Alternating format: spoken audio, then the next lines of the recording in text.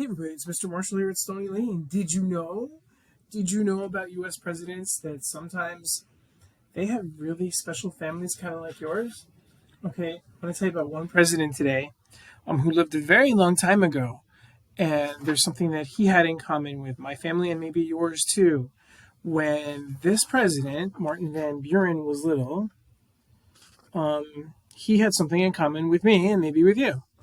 Martin Van Buren was the 8th president of the United States, and he lived a long, long time ago. He was the president from 1837 to 1841. Okay, that's what he looked like. So Martin Van Buren came from, here's the United States, and he came from New York State. Do you see where that black dot is?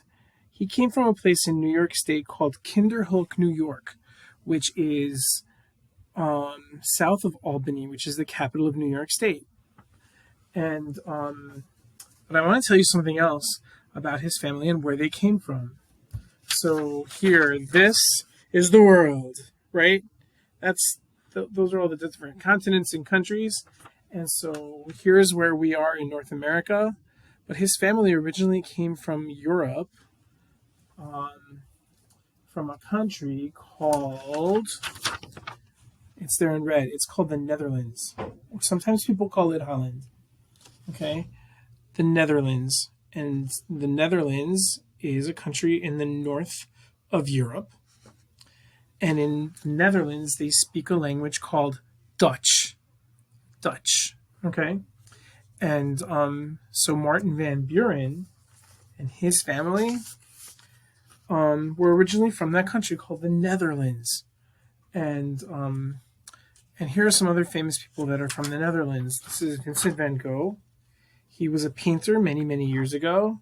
He made lots of beautiful paintings, and one thing he's famous for is he actually cut off his ear. Crazy story. You have to find out more about that. And Frank was a girl who wrote a famous diary during World War II, and so she became very famous. And this is Rembrandt, who's another painter, and he lived in the 1600s. And so all of them came from the Netherlands. And so Andrew Jackson, I was just looking at a picture of him, spoiler, but Martin Van Buren, when he was little, he didn't speak English at all. He spoke Dutch. Okay, my family didn't speak Dutch. My family spoke another language called Hungarian, and maybe your family spoke some other language too. But when Martin Van Buren was little, he didn't speak English. He only spoke Dutch, and then he learned English later. He lived in a place in Kinderhook, New York, where there were lots of families who spoke Dutch, and so they all kind of stuck together, and they spoke Dutch with each other. And so later on, Martin Van Buren learned how to speak English. Martin Van Buren became the vice president of the United States when this man was the president. That's Andrew Jackson. Andrew Jackson was the 7th president of the United States, and he was the president for 8 years, right before Martin Van Buren was the president.